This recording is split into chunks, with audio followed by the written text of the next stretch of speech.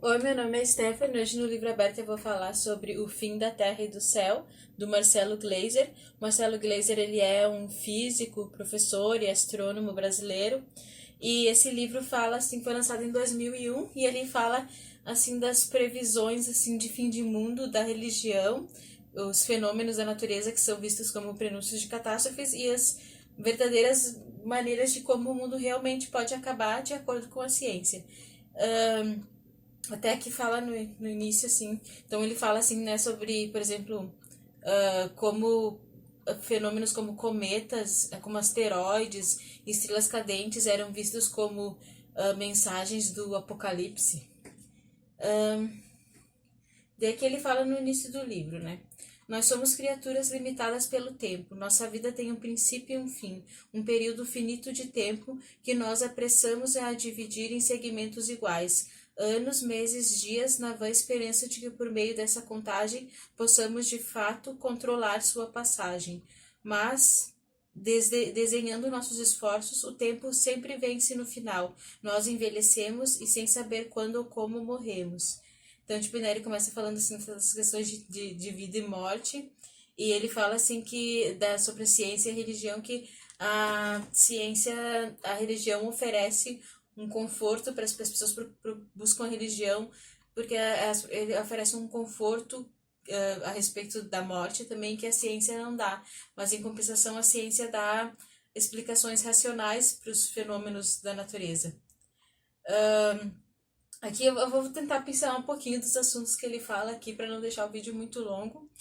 Mas assim, ele fala assim sobre o pânico que teve na virada do segundo milênio, quando tu não lembra de quando ia passar de 1999 para 2000, né?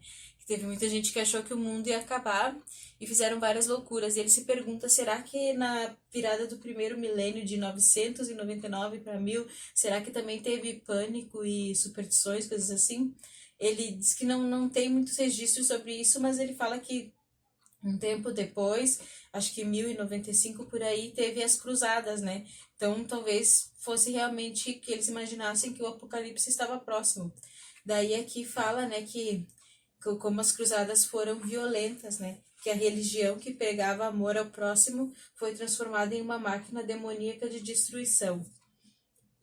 Outro acontecimento da Idade Média que foi visto como assim, algo como se o fim estivesse eminente, é a peste negra. Quando aconteceu a peste negra, as pessoas não achavam, né, que estavam no apocalipse, que o fim estava próximo. E então é preciso dizer, né, que meteoros e cometas eram vistos como mensagens divinas. Daí aqui fala também do verdadeiro, o que acontece por exemplo, fala do cometa, assim, da realidade da órbita do cometa. Fala do cometa Halley, que é uma coisa que eu falei também já no vídeo do Cosmos, do Carl Sagan. Ele até cita o Carl Sagan aqui, ele fala do livro O Mundo Assombrado pelos Demônios, que é um livro ótimo que tem resenha aqui no canal. E ele fala aqui, né, do Halley, né, que o cientista Halley, o nome dele foi dado ao cometa, né, porque ele viu que aquele cometa que passava sempre de 75 a 75 anos era o mesmo cometa. Então eu falo, né, no outro vídeo também que a última vez que o cometa Halley passou foi em 1986 e a próxima vez que ele vai passar vai ser em 2061.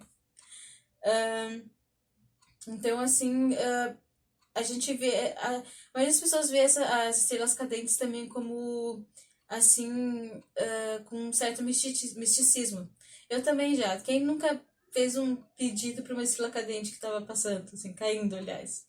Então, tipo, daí fala que as estrelas cadentes, né, são simplesmente mini meteoros que entram na atmosfera da Terra e se dissolvem. Mas tem alguns meteoros que não, né? Por isso que tem assim alguns meteoros maiores, né, que estão em museus, assim, uns bem grandes, né? E aqui ele fala do perigo da primeira vez que o mundo praticamente quase acabou, que foi no meteoro que extinguiu os dinossauros, que caiu na península de Yucatán, no Golfo do México, e fala que mais ou menos que os dinossauros reinaram na Terra por absolutos por 100 milhões de anos. Só que daí depois dos animais que não morreram no impacto, eles viram uma luz muito forte, assim, e os animais que não, do meteoro descendo, e os animais que não morreram no impacto não conseguiram se adaptar depois, os animais grandes não conseguiram, no caso da cadeia alimentar. Fala aqui que esse meteoro ele varreu boa parte do que hoje é os Estados Unidos e o México, e a África e a Ásia sofreram também efeitos secundários. Mas fala assim que foi. O impacto foi tão profundo que tudo que estava dentro dessa cratera, tipo, o lugar onde caiu o meteoro, tudo se afundou para dentro, caiu rochas, caiu água para dentro e subiu assim uma coluna de rochas e água da metade da distância da Lua e da Terra, até a metade da distância da Lua e da Terra subiu essa coluna, então foi bem violento. Daí fala assim que que a Lua é cheia de crateras, a Terra também tem outras crateras além dessa, né? Porque aconteciam muitos impactos. E ele fala que embora eles não sejam tão frequentes, né? Eles são mais frequentes, acho, bem no. Ele fala que quanto tempo que eles foram mais frequentes no passado, ele não quer dizer que eles não possam acontecer, né?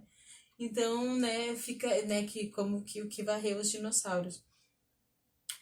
Aqui ele fala também de outras superstições, assim, tipo tal, né, do sol, né, que as pessoas tinham que adorasse o sol, né, tinham acho que os astecas adoravam o sol, e o eclipse era visto também como uma mensagem, assim, do fim do mundo, ou uma mensagem divina, porque o eclipse era, principalmente o eclipse solar, era, assim, a perda momentânea de luz em plena luz do dia, escuridão na luz do dia.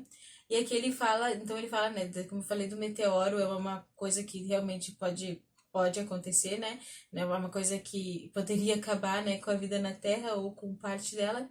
Ele fala também de outra maneira real que o mundo poderia terminar também, que é com a inevitável morte do Sol. Porque o Sol, eu falei isso também no livro do Carl Sagan, do meu vídeo do Cosmos. Vou deixar o link aqui do livro do vídeo do Cosmos, que o Sol, né, ele tá, eu não sei explicar bem, ele tá queimando hidrogênio e tal, e um dia ele vai começar a aumentar, até virar uma super estrela gigante. Daí as calotas de gelo vão derreter, os mares vão entrar em ebulição, vão ferver, e até lá o Sol vai ter uma luminosidade 100 vezes maior que hoje. E se tiver alguém aqui, quando estiver perto do fim, né, do Sol, se tiver alguém aqui na Terra, o Sol vai entrar em colapso e as estrelas vão brilhar de dia para nós, vão ver as pessoas que estiverem aqui, se tiver gente aqui, vão ver as estrelas brilhando de dia, de lado a lado ao Sol, até ela virar essa super gigante que vai engolir Mercúrio, Vênus, nós, né, que são os mais próximos. Aí depois fala que ela pode virar o Sol pode renascer como uma estrela anã, ou talvez virar um buraco negro. Aqui ele fala bastante dos buracos negros, mas eu não sei explicar muito bem. Eu falo um pouco no livro do Cosmos, né? E ele fala também aqui das supernovas, que são essas explosões de estrelas, e que embora tenha o nome de supernova, na verdade é uma estrela que está morrendo, né? Quando ela explode, ela brilha assim mais intensamente por alguns dias, mais intensamente do que toda uma galáxia inteira com suas bilhões de estrelas. Então, ele fala também né, como eu falei, como que é aqueles restos da supernova, que é as nebulosas. Bom, ele toca em várias questões interessantes. É que assim, eu gosto de astronomia, mas eu não sou uma pessoa que entende muito não entendo quase nada de física e química. Tipo, então quando ele entra mais pro final do livro, que ele entra em assuntos assim, para explicar coisas sobre o buraco negro ou até sobre o Sol, que são mais assim, relacionados à química e à física, foi bem difícil de entender, sabe? Então, tipo, essas partes aí eu não domino bem. A mesma coisa no Cosmos, quando ele fala, assim, de maneira mais científica, assim, mesmo mastigado, às vezes talvez esteja até mais mastigado, o jeito que ele ensina, mesmo assim, é difícil para mim, embora eu goste do assunto. Mas aqui ele fala que a gente tem uma breve passagem aqui na Terra que a gente o ser humano pode viver talvez no máximo 100 anos, mas 100 anos é um instante na vida de uma estrela que vive bilhões de anos. Então aqui eu quero falar só uma coisa que ele fala mais pro final do livro, que sobre a nossa pequenez diante do cosmos.